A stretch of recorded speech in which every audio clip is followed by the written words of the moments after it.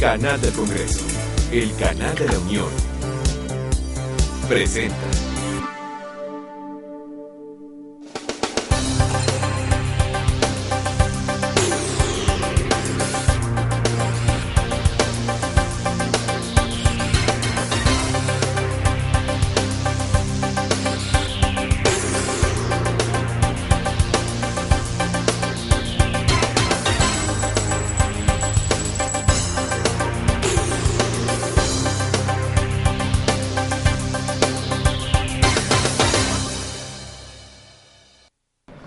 ¿Qué tal? Bienvenidos, de verdad qué gusto nos da que nos acompañen. Verónica, ¿cómo estás? Muy bien, Leonardo, qué gusto estar contigo. Pues hoy arrancamos este segundo programa de la serie Incursionando y vamos a abordar un tema capital para la vida de este país. Hablaremos de los mercados laborales. ¿Te parece, Verónica, que veamos una cápsula introductoria? Adelante. La falta de mercado de trabajo provoca el desempleo y estabilidad económica de un país. México se ubica entre los países con una tasa de desempleo promedio. Y a pesar de que su tasa es más baja que la de Estados Unidos, se ha elevado en los últimos 3 años, siendo el 2009 el más afectado. Citando al analista mexicano Macario Schettino, el problema de fondo de México es la distribución del ingreso, de la riqueza, del poder, de las oportunidades. Según Michael Walzer, experto en filosofía política de Estados Unidos, es un problema de justicia en todos esos factores. Por cuestiones demográficas, deberíamos haber generado 20 millones de empleos a grosso modo desde 1980, y solo se crearon 5 de esos 20. Una cantidad significativa de mexicanos que pueden alcanzar 10 millones emigró a Estados Unidos. Otra cantidad, no tan grande, pero igualmente importante, se desplazó al mercado informal. Y algunas más trabajan en el campo. Hoy en día, la carencia de mercado laboral crea una disyuntiva del confort laboral de los jóvenes profesionistas a emplearse en actividades ajenas a sus estudios, impactando en el futuro crecimiento y desarrollo del país. Por su parte, la brecha de género en el mercado de trabajo también ha cambiado en los últimos años. Sin embargo, la incorporación de la mujer en este mercado recibe una atención especial, ya que según estudios sociodemográficos, se profundiza más en las causas y consecuencias de la concentración o segregación de las mujeres en algunas actividades u ocupaciones, así como en la discriminación que sufren debido a su condición femenina. A pesar de ello, en lo que respecta a la participación de las mujeres como productoras, jornaleras y jefas de hogar, se ha incrementado en los últimos años, entre otras razones, por la migración de la fuerza laboral masculina. La evolución del mercado de trabajo, desde la perspectiva del análisis del empleo-desempleo y las condiciones en las que se ha desenvuelto el empleo formal, la informalidad y la migración, son elementos claves esenciales para entender la estructura actual del mercado de trabajo. Es así como uno de los problemas que más preocupa a los trabajadores del mundo es la incierta oportunidad de obtener y conservar un empleo, debido a los cambios que ha experimentado el mercado de trabajo debido a la globalización.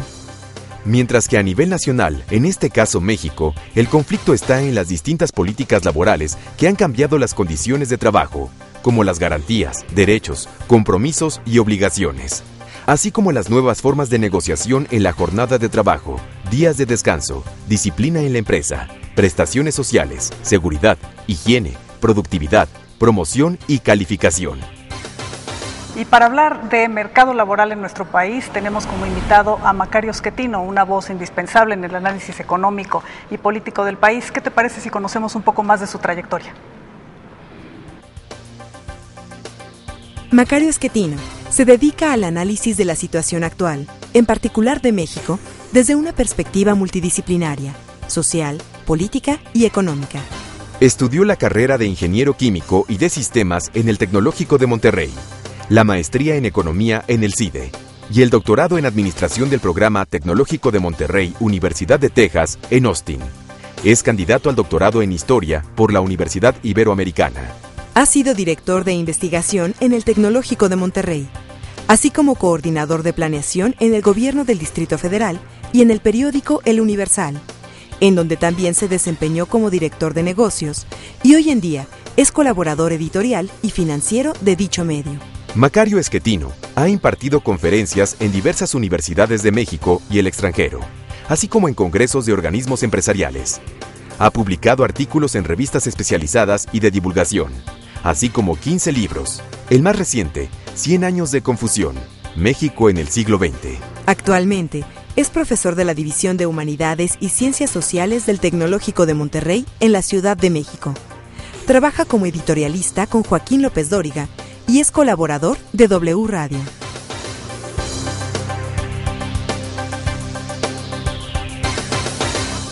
Qué bueno que sigue con nosotros. En este segundo programa de Incursionando vamos a abordar el tema de los mercados laborales. Ya vio usted la cápsula con la presentación de nuestro invitado, Macario Schettino. Qué gusto verte. No, hombre, al contrario, gracias por invitarme. Qué gusto, Macario. Gracias, verte aquí. Verónica, empezamos con nuestro ritual. Si el tema, le preguntamos a Macario Schettino, es muy importante, razonablemente importante, o no es importante para la agenda de discusión de este país. Bueno, probablemente sea el tema más importante. Mucha gente considera que el problema importante en México es la pobreza, es un tema que reiteradamente aparece. Yo creo que ese no es un problema importante en México. El problema importante es el empleo, los espacios de desarrollo de riqueza. Entonces creo que esto es realmente el punto sobre el que habría que trabajar con más detalle en México si queremos que este país sea diferente. Tenemos una discusión abierta desde hace por lo menos 30 años de qué hacer con el mercado laboral, cómo ligarlo con las capacidades productivas de este país, el, digamos, sistema educativo. Tú hace algunos días nos planteabas a quienes te seguimos en Twitter y en las redes sociales la lectura de un expediente que me pareció francamente iluminador, Macario, sobre qué tipos de empleos y cómo va a ser la economía del futuro. Yo supongo que en vez de estar discutiendo con la lógica de los 30, de los derechos laborales adquiridos y este discurso como de bronce que todavía usan algunos, digamos, sectores sindicales y políticos de este país, habría que empezarnos a plantear en algún momento qué tipo de formación debemos tener para afrontar los desafíos de la economía del futuro. Sí, yo creo que son en realidad tres discursos diferentes. Uno, el que tú te refieres de los años 30, cuando se hizo la primera ley federal del trabajo, y que dura hasta los años 70, que es cuando se hace la que tenemos hoy, y es este discurso de defender los empleos con un montón de prestaciones. Ese es un tema. El otro es estos 30 años de discusión que llevamos desde cuando empezaron los problemas económicos en México y al mismo tiempo creció la población muy rápido y fueron llegando muchos jóvenes al mercado laboral y no hubo dónde colocarlos, y es en estos 30 años en donde crece mucho la informalidad por un lado y la migración a Estados Unidos por otro. El tercer discurso, que según yo sería el importante, es entender lo que está ocurriendo en la economía global y qué tipo de empleos va a haber en el futuro, porque no existen ya en los países desarrollados el tipo de empleos de los que nosotros seguimos hablando. Nosotros pensamos que se puede desarrollar la industria y a partir de la industria vas a generar empleos suficientes para la población, y entonces preparamos a los jóvenes precisamente para ese tipo de empleos en una universidad donde estudia uno pues una ingeniería o una licenciatura y cuando uno termina va a tener trabajo. Eso no es cierto. De hecho, hoy no hay trabajo para quien sale de una universidad. Estamos ya produciendo más de 250,000 jóvenes al año saliendo de las universidades y no hay ni de milagro esa cantidad de empleos para jóvenes con licenciatura. Entonces, estamos haciendo cosas muy distintas. Una ley laboral que viene de una época muy antigua, un discurso que tiene que ver con los finales de la economía industrial y una realidad que es la economía del conocimiento, a la que la verdad ni siquiera la entendemos, ¿no? Oye, y en este esquema global justamente venimos como de una etapa de México de inserción, digamos, a la economía global, firmamos el Tratado de Libre Comercio 94, ¿no? Parece que entonces tomamos esta dinámica hacia la mayor apertura e integración y digamos, cabría decirse que esto se detiene abruptamente con la recesión económica del 2008. ¿Esto va a cambiar también de alguna manera el discurso y cómo nos planteamos entonces el tipo de trabajos que tenemos que producir y que tenemos que digamos que generar para estar en mi opinión, la misma crisis de 2008 y lo que ha seguido en Europa y en otras partes del mundo es resultado de esta transformación económica. En el momento en el que empezamos a utilizar una tecnología que afecta a toda la economía en su conjunto, ocurre un fenómeno muy extraño. La economía deja de crecer y la disparidad entre ricos y pobres se abre. Esto ha ocurrido ya en varias ocasiones en la historia, a inicios del siglo XIX, cuando se empieza a usar vapor y agua para mover fábricas, se amplía la diferencia entre ricos y pobres, la economía sufre para irse acomodando a esta nueva tecnología, y eso es lo que llevó a que Marx o Charles Dickens escribieran lo que escribieron, pero para cuando lo escribieron ya el mundo era distinto y vinieron los 40 años de más crecimiento que había habido en toda la historia. Vuelve a ocurrir a inicios del siglo XX con la entrada de la electricidad y el motor de combustión interna, y nuevamente se frena la economía, se abre la diferencia entre ricos y pobres, pero al término de la Segunda Guerra Mundial tuvimos los mejores 25 años en la historia económica. Y ahora está ocurriendo lo mismo. La llegada de las tecnologías de información y comunicaciones en los años 70 han provocado que todo el mundo deje de crecer, se amplíe la diferencia entre ricos y pobres, y los gobiernos de los países civilizados, frente a esta diferenciación entre ricos y pobres, tomaron decisiones que llevaron a las crisis. En Estados Unidos se simplificó la compra de casas para que la pudiera comprar cualquiera aunque no tuviera dinero, para que no sintiera que eran pobres, y lo que hicieron fue comprar casas que no pudieron pagar, y esa es la crisis de 2008. Y en Europa lo que se hizo fue ampliar el estado de bienestar para que la gente no se diera cuenta que estaba empobreciendo. Todas estas decisiones, si quieren, populistas, ¿no? Del gobierno de Estados Unidos y los gobiernos europeos provocaron estas crisis que en realidad son parte de este mismo proceso. Este proceso no se ha detenido. Hoy Estados Unidos ya recuperó el tamaño de la economía que tenía antes de la crisis, pero no ha podido generar los mismos empleos que tenía. Y eso es un fenómeno que vamos a estar viendo de aquí en adelante. La economía ya no genera empleos. Entonces tenemos que pensarlo de una manera distinta. Si seguimos preparando a los jóvenes para que tengan un empleo, los estamos preparando para que vivan toda la vida sufriendo. Tenemos un problema político, un problema histórico, te pregunto, Macario, cuando hay un discurso, bueno, tú lo explicabas muy bien, lo de los 30, cómo ha evolucionado esto, pero me remito a los resultados últimos. Es decir, tenemos una economía que no genera suficientes empleos, que tiene estos efectos de generar informalidad por un lado, expulsar una cantidad de mano de obra a los Estados Unidos, pero al mismo tiempo es una economía que genera salarios bajos, más o menos el 50% de la PEA de nuestro país gana menos de 2 salarios mínimos. No es un mercado laboral que permita a los jóvenes entrar, y no es un mercado laboral que le facilite a las mujeres el acceso y la permanencia en el mismo. Por tanto, estamos haciendo una especie de defensa del castillo de la pureza, te pregunto, diciendo, hay que defender las conquistas que hoy tenemos, cuando yo veo que el castillo son ruinas, o en todo caso ruinas para la inmensa mayoría. A lo mejor es benéfico para los que están en el centro, digamos, en el torreón del castillo, pero para el resto de la sociedad resulta un modelo poco productivo, poco útil. Exacto, estas leyes que defienden el status quo, lo que ya está hecho, precisamente le cuestan a los jóvenes, a las mujeres, a quienes no estaban dentro de este espacio y quieren entrar. No se puede, porque exacto, ellos están bloqueando este acceso. Esto en el mundo está siendo transformado porque precisamente está impidiendo la capacidad de innovación de las economías. En México y en muchas partes del mundo el problema fundamental son los sindicatos asociados al Estado. Es decir, el problema fundamental que tenemos ahora para transformar esto son los sindicatos asociados al Estado, porque los sindicatos, exacto, aquí en México, pero en Estados Unidos es igual, el sindicato de profesores es el que está deteniendo la transformación en Estados Unidos. En Europa ocurre lo mismo, son sindicatos asociados a los gobiernos. Los problemas de Grecia hoy son porque en Grecia, pues 1 de cada 4 personas trabaja en el gobierno griego. No hay economía que pueda sostener eso. La inmensa mayoría de las personas que trabajan en el gobierno no producen, no generan riqueza, redistribuyen, es decir, nos quitan dinero a nosotros y lo reciben ellos, y por eso lo defienden, porque sería para ellos gravísimo tener que trabajar. Digo, eso sería un insulto que no van a aceptar, ¿no? Hasta ahí podríamos llegar, ¿no? Oye, pero tú mencionabas ahora que el tema del empleo es sin duda el gran tema para México, bueno, y además para los países ahora del mundo, y sobre todo países industrializados. Pero no tenemos también nosotros un hándicap en el tema de la pobreza, en el tema de la educación, como que estamos llegando de todas formas, digamos, con una merma en la capacidad de producir buenos empleos y gente específicamente apta para competir en esta nueva situación. Depende global, con quién, ¿no? Se compare o no. Aquí todo es un asunto de comparación. Si comparamos a México con un país desarrollado como Estados Unidos o cualquier país de Europa Occidental, indudablemente estamos atrasados porque lo hemos estado los últimos 200 años. Es decir, estos países a los que me refería yo ahorita ya tenían un porcentaje de alfabetismo a inicios del siglo XX de casi 100%. Nosotros al día de hoy apenas estamos llegando a eso. Entonces son 100 años de atraso en estos niveles, que, bueno, pero si nos comparamos con otros países como Brasil, bueno, pues México no está tan mal. En el promedio educativo, México es superior a Brasil.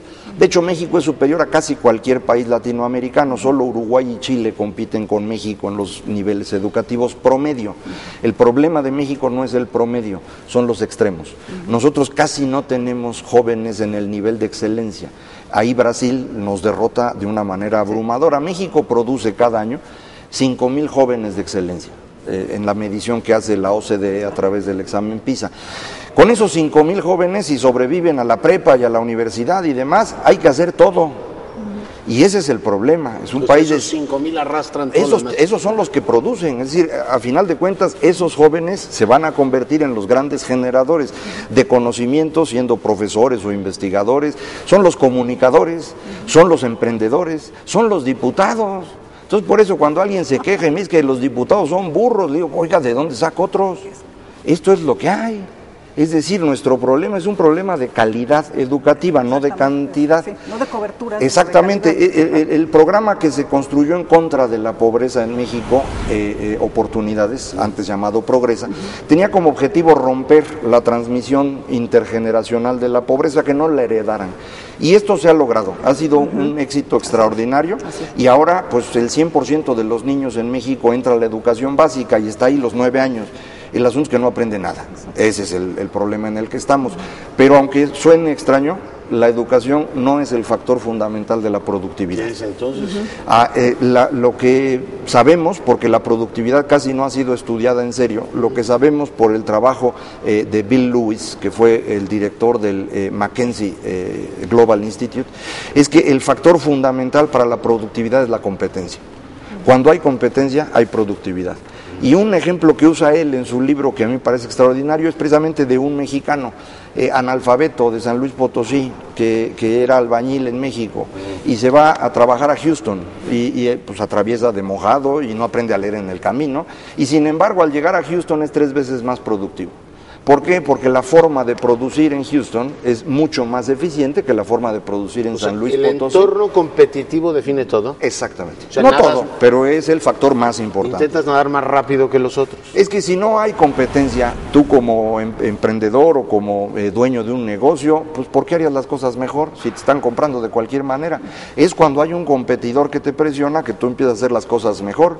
Y eso mismo aplica para quienes trabajan. Si tú estás en un empleo en el que no tienes ninguna presión para hacer las cosas bien, pues ¿por qué lo harías? Nadie en su sano juicio trabaja por gusto. Por quedar bien con Macario Schettino pues y con Verónica. Solo por eso. Es un estímulo en la vida, pero sí la competencia. La competencia es la que mueve esto. Si a la competencia tú le sumas educación e infraestructura, tienes todo. Pero si tú tienes educación e infraestructura y no tienes competencia, de nada te sirve. Porque te atora todo. Es decir, las personas que estudian, por ejemplo, en México, que se logran desarrollar y demás, frente a un entorno en el que no se puede competir en México, porque los que tienen éxito en este país son los que tienen privilegios, pues muchos de ellos acaban dedicándose a cosas para las que no estudiaron, o se acaban yendo de México a ser investigadores exitosos en países donde esto se puede hacer, o a emprender negocios en otras partes, porque aquí, bueno, pues si no naciste entre las 37 familias que gobiernan este país, no hay manera de que seas verdaderamente exitoso. Eso es lo que nos detiene, este tipo de limitantes a la competencia que ocurren entre empresas, entre sindicatos, entre medios de comunicación, en todos los aspectos. Oye, Macario, hasta la liga de fútbol es poco competitiva. Nada más por ponerlo de ejemplo, es la que más paga, me parece, de toda América, una de las que más paga en el mundo, y es verdaderamente desastrosa. O sea, es una cuestión cultural. Sí, yo creo que es básicamente eso, ¿no? Una cuestión, tú lo has dicho en muchas ocasiones, y lo has escrito, que más bien es como un impedimento mental, cultural, el que nos está frenando y que traemos arrastrando desde la colonia, ¿no? Yo no creo que desde la colonia. Mi argumento es que esto realmente se construye alrededor de la revolución, pero esta limitante mental para mí es que esta competencia que deberíamos tener, no solo no la tenemos, sino que festejamos el no tenerla. Es decir, nos gusta que este país le vaya mal porque a cambio lo que tenemos es esta mexicanidad propia de la revolución, de ser dueños del petróleo, de ser diferentes a los demás, como México no hay dos. De ser el ombligo del mundo, ¿no? Hay que regresar sobre esto. Parece que hagamos una brevísima pausa, vemos algunos números, enseguida seguimos platicando con Macario Schettino.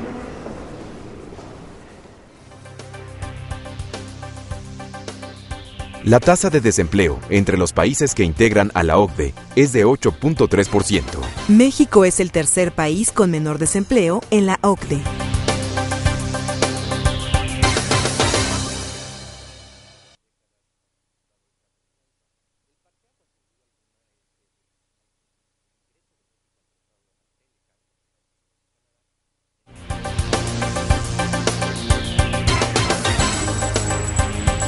La tasa de desempleo en México en enero de 2012 fue de 4.8%. Qué gusto que nos siga acompañando. Estamos aquí con Macario Schettino y Leonardo hablando del tema fundamental del mercado laboral. ¿Y dónde estamos entonces, Macario, como país, ¿no? ¿Qué estamos haciendo?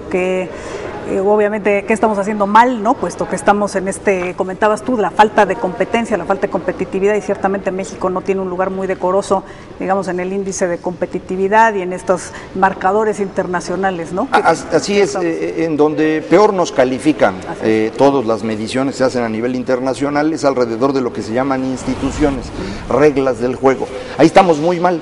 En México no se respetan los derechos de propiedad, no hay garantía de que los contratos se cumplan.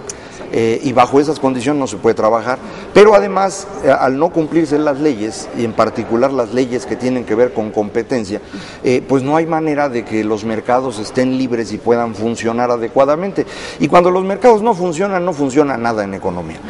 Hay algunas cosas en las que los mercados no son lo más eficientes, ¿no? Hay algunas cosas muy particulares, pero en general los mercados son la mejor forma de asignar cosas. Si uno no deja que el mercado funcione, todo funciona mal. Y ese es el caso de México. En México nunca hemos logrado construir un sistema capitalista en forma.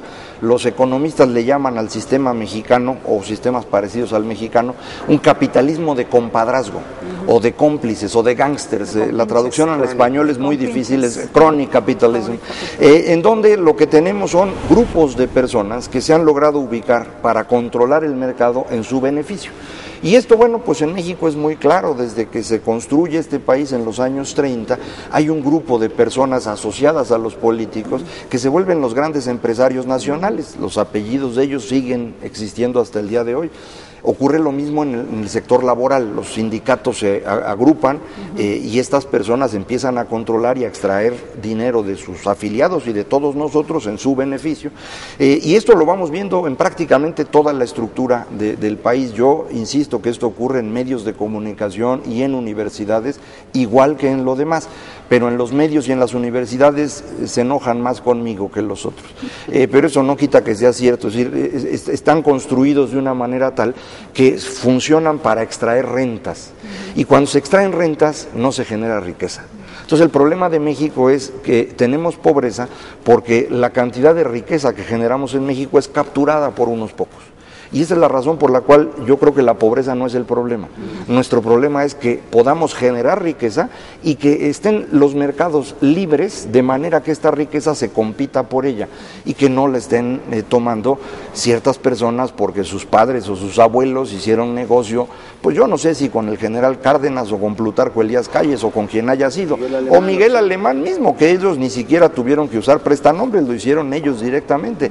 No hay en México un descendiente de un presidente de la República o de un gobernador que tenga que trabajar para ganarse la vida. Todos ellos se hicieron multimillonarios extrayéndonos recursos a los demás. Esto pues no permite que este país funcione, y el origen es esta estructura de poca competencia y de captura de rentas. Una buena parte de las fortunas tiene ese origen, efectivamente, y también el uso del suelo, ¿no? Una buena parte de las fortunas en este país se han hecho efectivamente a partir de grandes negocios inmobiliarios, especulación. Pero ¿por qué estamos tan peleados con la innovación? En fin, yo entiendo el modelo y lo explicas de manera brillante, Macario, cómo van capturando efectivamente todo esto y cómo van extrayendo renta.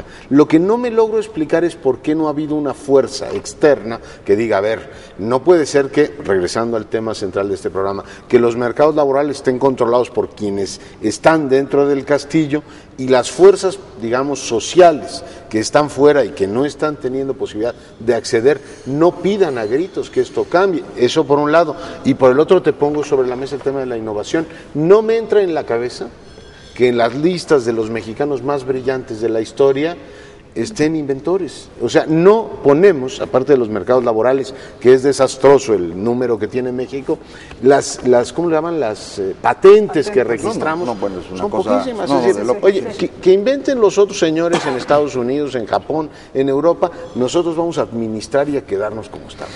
Es decir, ¿por qué no se da el fenómeno inverso? La innovación es muy claro por qué no ocurre. Cualquier modificación a lo que está ocurriendo hoy le quita privilegios a quienes los tienen. Entonces, para ellos no hay ningún interés en innovar y ellos limitan la innovación. Entonces, es como la bruja malvada que dice, maten a todos los bebés, no se le vaya a ocurrir. Si a alguien se le ocurre empezar a inventar cosas, el sistema lo destruye. Si tú estás en una televisora privada, en donde pues tenemos este caso, si tú te pones muy innovador, estás fuera, mano. Lo que se va a pasar en estas televisoras son cosas que ya están muy probadas que funcionan, generan recursos y no complican la vida.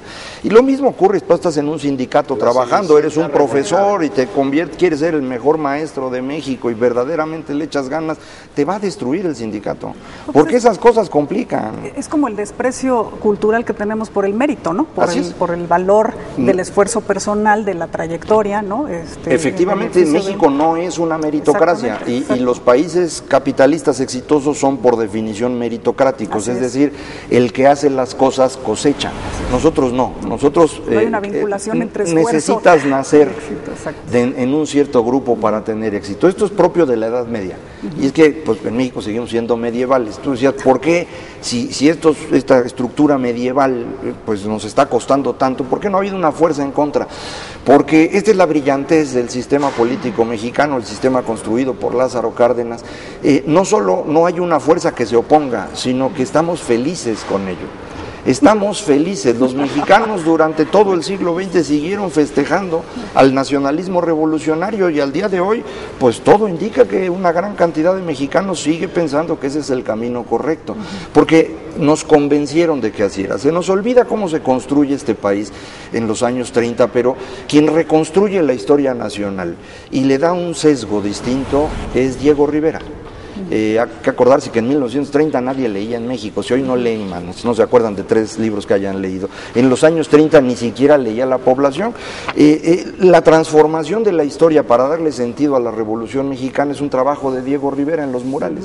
Y los murales que podemos ver en la preparatoria o en el Palacio Nacional, lo que pintan es el México comunista que quería ver Diego Rivera. El México sufrido frente a los malos que nos quitan. Y él era un comunista convencido. Él era miembro del Partido Comunista, era convencido de eso y pintó lo que él quería ver, y milagrosamente eso coincidía con lo que quería ver Lázaro Cárdenas, y eso es lo que se construye en México. Y yo creo que este fue el régimen más comunista posible, dados los 3,000 kilómetros de frontera con Estados Unidos. Entonces hay un trabajo de concientización, vamos a decirlo, o de adoctrinamiento si quieres.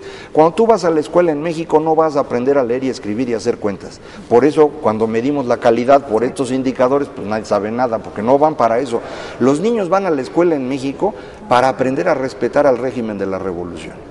Es decir, construimos el sistema educativo para adoctrinarlos desde chiquitos. Es como el catecismo de la iglesia. Bueno, este es el catecismo de la Revolución Mexicana. Lo asombroso es que se siga repitiendo. Todavía oía a mi sobrina chiquitita repetirme que este país es pobre porque hubo 3 siglos de colonia, así es, porque las potencias siempre nos han querido quitar todo, incluido nuestro petróleo.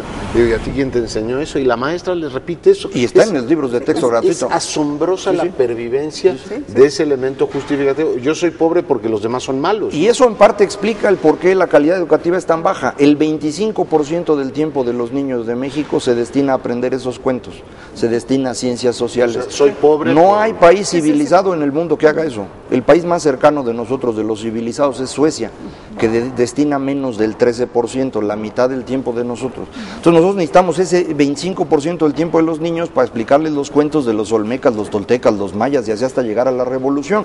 Y como dedicas tanto tiempo a esto, pues ya no les puedes enseñar a leer y a escribir y a hacer cosas. Pues no puede haber innovación si traes encima 10 siglos de inventos en tus lomos. Pero es parte de la legitimación de un, digamos, un sistema, ¿no? Político que ha abarcado la parte económica, la parte social y que Oye, Verónica, pero no lo habíamos cambiado. No hubo alternancia y todo lo demás. Bueno, pero lo que dice Macario, y que tiene mucha razón, es que parece que, digamos, en los albores del siglo XXI estamos, en lugar de saliendo, quizá regresando o optando por una continuidad. A lo mejor hay estructuras que no se han ido, porque de hecho, a mí me asombra que los niños sigan repitiendo eso. Así es. Y las dos elecciones últimas, la de 2006 y esta de 2012, es exactamente una decisión otra vez de los mexicanos. ¿Nos seguimos o nos regresamos a lo que conocíamos? Claro. Y hay una proporción muy grande de los mexicanos en 2006 y ahora en 2012 que quiere regresarse a lo que conocía, porque es lo que aprendió de niño. Así es, como el lugar seguro, ¿no? Al cual regresar, ¿no? Tú mencionabas que para esto, digamos, un gran componente del mercado laboral es el entorno institucional, y en el cual tenemos, digo, un déficit, ¿no? Tenemos una ley de 1970 y que quizá eso también, pues, impide la competencia y como liberar, digamos, ¿no? A las fuerzas del mercado como para incrementar las posibilidades de trabajo, ¿no? Entonces, tú ves, digo, simplemente como dato, hay 330 iniciativas de reforma laboral atoradas en el Congreso, ¿no? Actualmente. Entonces no ha habido, de alguna manera, precisamente en este juego, ¿no? de retroceder o avanzar, no ha habido acuerdo posible para poder transitar hacia una nueva legislación, ¿no? Entonces, ¿tú lo ves como una parte esencial, digamos, la reforma, o crees que finalmente, digamos, con reforma, sin reforma? Bueno, sí, depende si en México vamos a querer cumplir la ley o no. Esa es la decisión importante, porque si vamos a seguir como lo hemos hecho siempre, que no vamos a cumplir la ley, pues no tiene caso cambiarla. Podemos seguirle como estamos hoy. Hoy, para poder hacer trabajo flexible, flexibilizar lo que la ley dice, lo que hacen las empresas es hacer caso omiso de la ley, y se han inventado varios mecanismos para eso. Por ejemplo, a algunas personas se les paga a través de un sistema que se llama asimilados a salarios, lo cual permite como que te pago, pero no hay relación laboral, y ahí luego vemos. A los jóvenes se les contrata en una empresa, en una figura extraña que le llaman trainee, de práctica, pues, en donde lo que se hace es pagarle durante 6 meses con recibos de honorarios para no generar la relación laboral. Claro. ¿Por qué? Porque si tú contratas a alguien en México, el día que lo contratas, tú cargas un pasivo laboral equivalente a 4 años del salario de esa persona.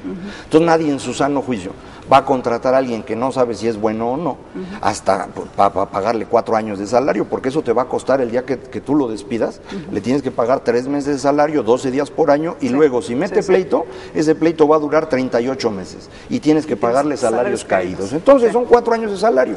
Por eso los jóvenes no encuentran trabajo en México. Claro. Pero a ver, déjame regresar a la figura del castillo, ya no en ruinas, sino el castillo de los monstruos, en donde te están diciendo, entre usted a toda esta entramado de derechos de los trabajadores, y tú tienes a todos los trabajadores diciendo, no, mire, muchas gracias, yo no entro a ese castillo, mejor emigro a los Estados Unidos, o me pongo a vender en la esquina, o me empleo como puedo. Las propias empresas optan o por la subcontratación o por el modelo de honorar, es decir, quédense con su castillo de las tinieblas. Pero ahí sigue, Macario. Así es. O sea, el tema es que te cuesta, te cuesta. Bueno, pero el tema es que tienes un problema político e ideológico. Así es. Porque lleva, ¿cuántos días? Hay 300 y pico de iniciativas. Y ahí sigue, tan campante. Efectivamente, y es un problema muy serio. De hecho, es el problema importante que hay hoy en Europa. Los países que les está costando mucho trabajo salir de la crisis en la que están, tienen que ver con una ley laboral extremadamente rígida. Francia, Italia y España son los países con las leyes más rígidas. Han estado haciendo esfuerzos para ello. Brasil, en América Latina, es peor que nosotros, es una cosa verdaderamente espantosa.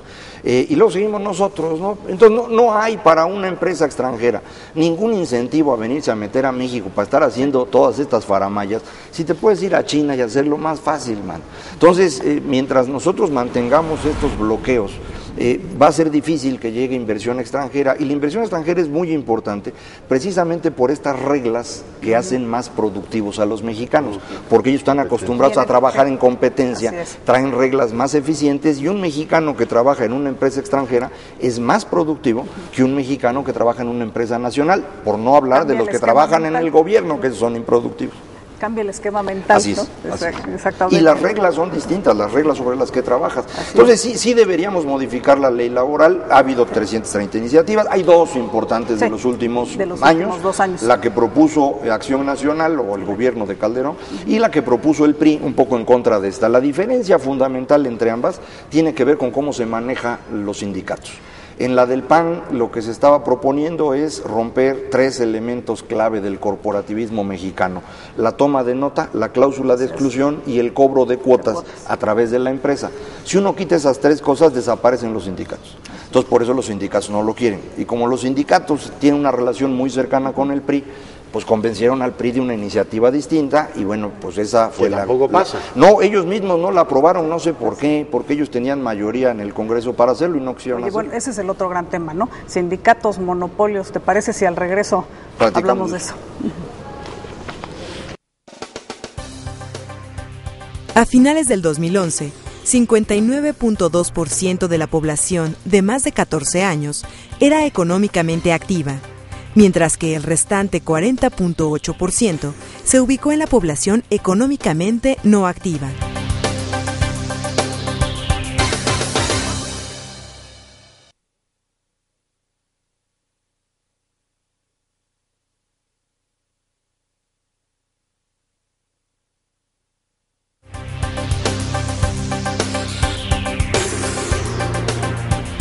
Para el primer trimestre del 2011, 12.87% del total de la población dedicada a actividades agropecuarias era mujer. Cifra que ha aumentado a la fecha. Seguimos en esta conversación con Macario Schettino sobre los mercados laborales. Macario, las leyes laborales de este país, ya lo platicabas tú, han sobrevivido la crisis del 82, la caída del muro de Berlín, la crisis del 94, el TLC, la alternancia, y ahí siguen. Yo sospecho que además de las resistencias internas, hay un problema de dimensiones internacionales. A ver si lo planteo bien. Tenemos tratados de libre comercio que liberalizan las mercancías y los servicios, es decir, puede haber efectivamente comercio libre y eso te genera unas determinadas prácticas en la economía. No hemos logrado efectivamente crear mercados laborales regionales, de tal manera que determinadas prácticas que operaran en los Estados Unidos, y ahí te pido una reflexión sobre los millones de mexicanos que trabajan en los Estados Unidos, es decir, la aportación demográfica que hacemos a los mercados laborales norteamericanos. No se ha explorado eso, es como si la integración quedara solamente en mercancías y servicios y no en mercados laborales. A lo mejor eso explica también por qué este mercado vernáculo es tan profundamente resistente al cambio. En buena medida, yo me voy a acordar de un viejo economista que es más conocido por sus ensayos, Albert Hirschman, en un famoso libro que se llama Exit, Voice and Loyalty, salirse, reclamar o aguantar vara, que son las 3 opciones que él da frente a los clubes, es decir, a estos grupos, como tú dices, el castillo de los monstruos. ¿Qué haces si este castillo de los monstruos no te permite trabajar? Pues una opción es irte. Y te puedes ir en México de 2 maneras. Una es irte fuera, hacia Estados Unidos, como ocurrió mucho, y otra es la informalidad. En la informalidad hay en este momento 2 de cada 3 mexicanos que trabajan. Informales de los que venden en la calle y demás, en realidad son nada más 13 millones de mexicanos, nada más. Si contamos a todos aquellos que no están en este tipo de informalidad en la calle, pero que tampoco tienen prestaciones de salud y seguridad social, que eso es lo que se define como informalidad, pues son más de 30 millones de mexicanos, de los 50 que están en edad de trabajar y en la población económicamente activa. Entonces es una cantidad muy, muy grande. Y en Estados Unidos se deben haber ido alrededor de 12 millones en el transcurso de muchos años, pero en los últimos fueron un poco más de 6. Es muy interesante lo que ha ocurrido en la migración. La migración empieza a crecer en 1982, cuando se viene abajo la economía nacional, sigue creciendo, crece más o menos parecido a como crece el tipo de cambio, conforme nos íbamos devaluando, sigue yendo más gente. Entonces en 95, con la gran devaluación que tuvimos, hay un flujo muy grande hacia Estados Unidos, de 95 a 2000. En 2000 es el punto más grande de migración, casi 800,000 personas se fueron en ese año, y de entonces en adelante empieza a bajar, pero parejito. Y en 2011 el flujo es negativo, por primera vez. Se dejaron de ir los mexicanos, por muchas razones. Sí. Tiene que ver que están más duros los de la migra de aquel lado y están más duros los narcos de este lado. Tiene que ver con menos empleos allá y tiene que ver mucho con que en México los ingresos son mucho más altos hoy que lo que eran antes. En los años 50, un mexicano podía ganar 10 veces más si se iba a Estados Unidos. Hoy un mexicano, si se va a Estados Unidos, puede ganar 3 veces más. Y ese incremento de ingreso de 3 veces no compensa el sufrimiento de cruzar, el vivir solo allá y que los frijoles no son los mismos y las tortillas no son como las que hace mi mamá. Entonces, mucha gente por eso ya no se va y eso es lo que ha reducido la migración. Conjunto de factores. Sí, son muchos factores, pero... Bueno, y las leyes antiinmigrantes, ¿no? También pero en mi opinión, el factor más importante es que en México el ingreso ha subido. Porque si el ingreso siguiera siendo 10 veces más grande, no hay migra que te detenga. Ni hay narco que te detenga. No te pasas, como se pasaron durante muchísimo tiempo. Claro. Hubo en otros momentos leyes también muy duras. A mediados de los 80 fue muy violento Estados Unidos contra los mexicanos. Alrededor del asesinato del Kiki Camarena, se han de acordar, se puso muy grave el asunto y la gente se siguió yendo. Y ahora no, porque la verdad la diferencia de ingreso ya no es tanto. Ahora, en México puedes tener ingresos decentes, pero a través de la economía informal, no en la formalidad. En la formalidad, como tú bien decías, 60% de los mexicanos que trabajan tienen un ingreso, pues cuando mucho, de 3 salarios mínimos. Casi la mitad tiene un ingreso de 2 salarios mínimos, es bajito el ingreso. Entonces esto pues complica, pero me parece que el flujo hacia Estados Unidos ha sido muy importante en muchos sentidos. Hemos hecho, los mexicanos que van para allá, muchos trabajos allá que son fundamentales para su economía, sobre todo en la relación con personas, el trato el hospitalario, como se llama, los restaurantes, ¿no? En Chicago, Nueva York, todos están por mexicanos, no importa qué cocina sea, puede ser de Indonesia o China, pero son mexicanos los chefs. Muchos mexicanos también trabajando en el campo en los Estados Unidos. Hemos sido importantes para esa economía. Pero el Tratado de Libre Comercio tiene la ventaja de que precisamente te permite ir igualando los salarios de los trabajadores sin necesidad del flujo de trabajadores. Simplemente porque empieza a haber más inversión en México, más flujo de bienes, por eso el incremento en salario en los mexicanos y la reducción de la migración. Pero se discutieron acuerdos laborales y yo sospecho que si el modelo de integración incluyera también los mercados laborales, eso ayudaría a que parte de las, digamos, las más obtusas partes de nuestro propio sistema se fueran modificando. Tal vez, pero yo lo veo muy difícil porque estos grupos no se les va a quitar lo obtuso fácil. Es decir, estás hablando de sindicatos muy grandes, prácticamente ya todos ellos asociados al Estado mexicano. O sea, si te entiendo bien, hace falta una decisión política de primer orden para cambiar ese Estado. Una decisión política de primer orden que no puede tomar el presidente de la República, que tiene que tomar pues todo el grupo dirigente. Esto significa el presidente, el Congreso y buena parte de los gobernadores y muy probablemente los militares, porque no va a ser fácil el asunto. Pongo el caso de los trabajadores de la educación. Son, no sabemos cuántos, pero más o menos 1.300.000 profesores. De esos hay gente de primera, pero la inmensa mayoría no lo son. Resolver eso va a ser muy complicado. Ponerlos a trabajar va a tener que ser por la fuerza.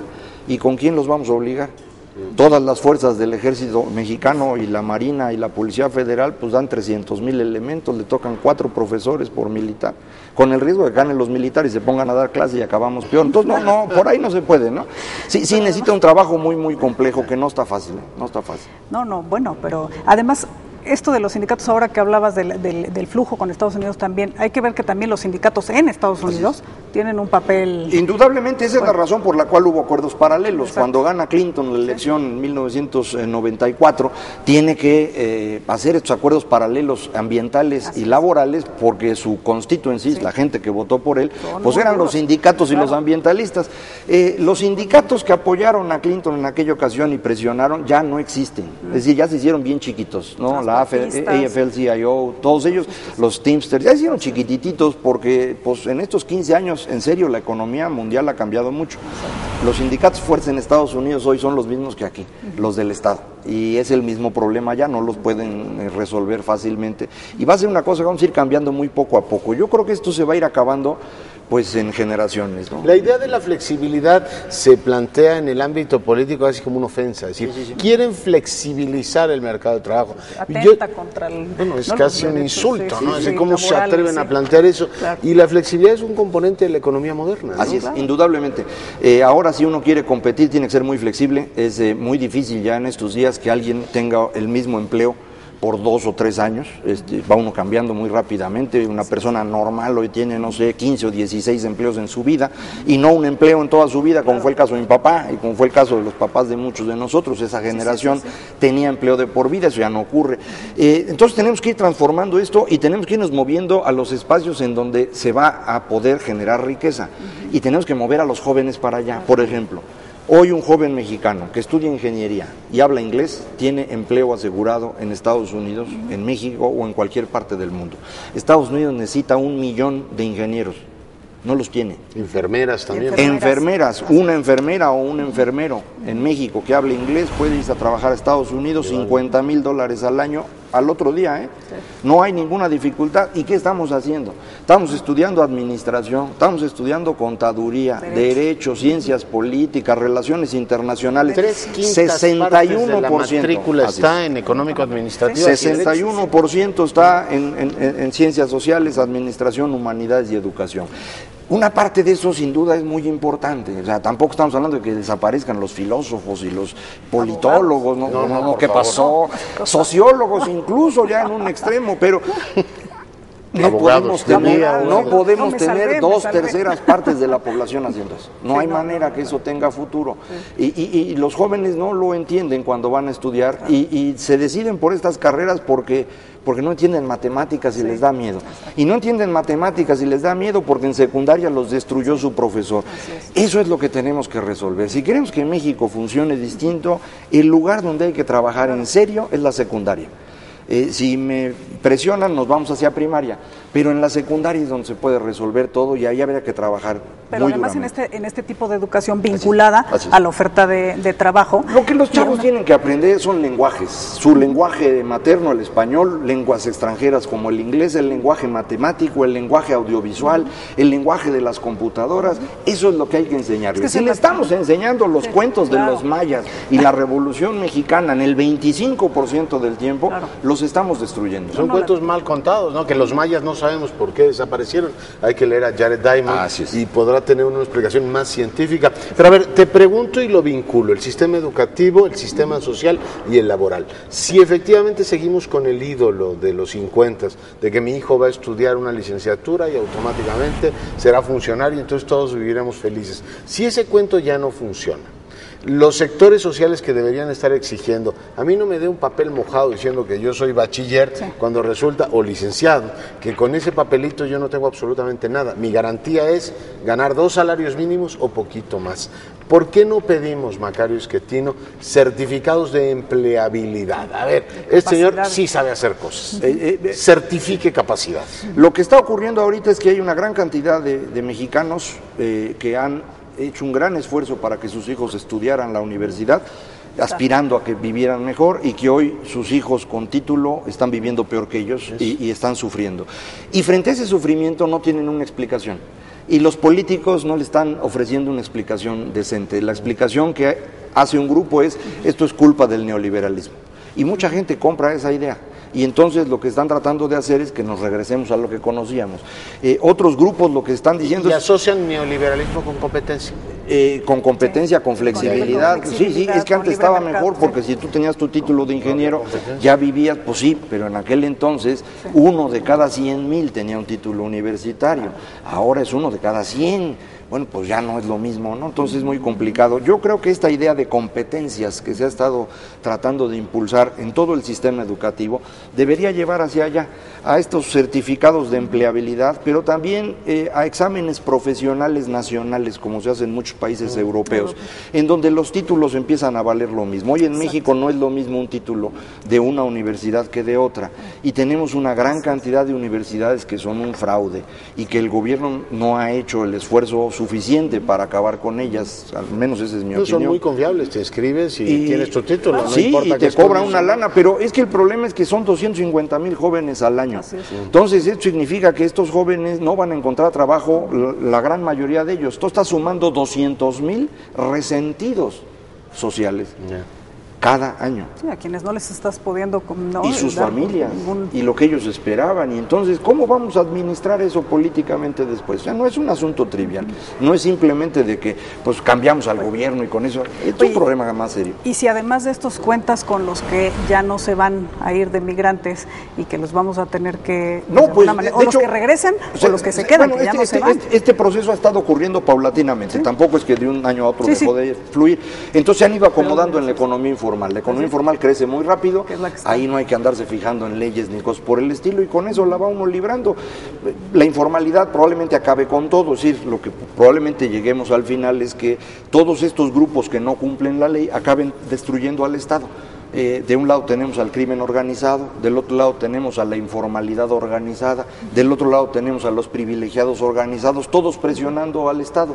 Y luego además los medios de comunicación andamos insultando a los políticos a cada rato, y lo que hemos logrado es que la clase política pues se vaya acabando, porque ya nadie quiere hacer eso. No vale la pena sacrificar la vida de uno en el trabajo político si lo único que uno va a recibir son insultos de los medios y de la gente y presiones de estos grupos organizados. Entonces lo que estamos logrando es destruir este país, y yo creo que a este paso no nos falta mucho, ya después de eso se podrá hacer distinto, ¿no? Qué barbaridad, qué perspectiva. Necesitamos ¿no? destruir para pues construir. Pues a lo mejor yo tenía la esperanza de que pudiéramos movernos poco a poco en el camino correcto. Me parece que habíamos hecho algo desde 1997, no ha sido suficiente, y parece que mucha gente ya se cansó de esperar y prefiere regresarse a lo anterior, y si nos regresamos, creo yo, pues no hay nada que esperar.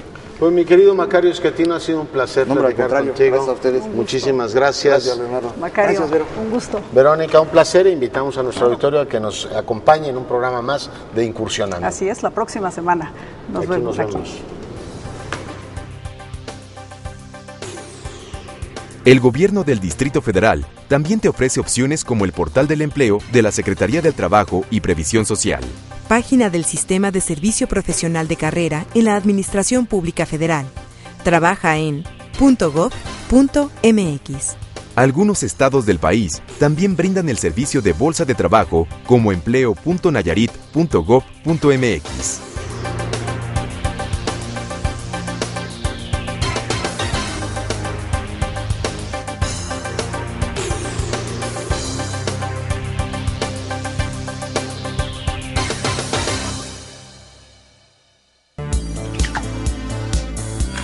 Canal del Congreso, el canal de la Unión, presentó.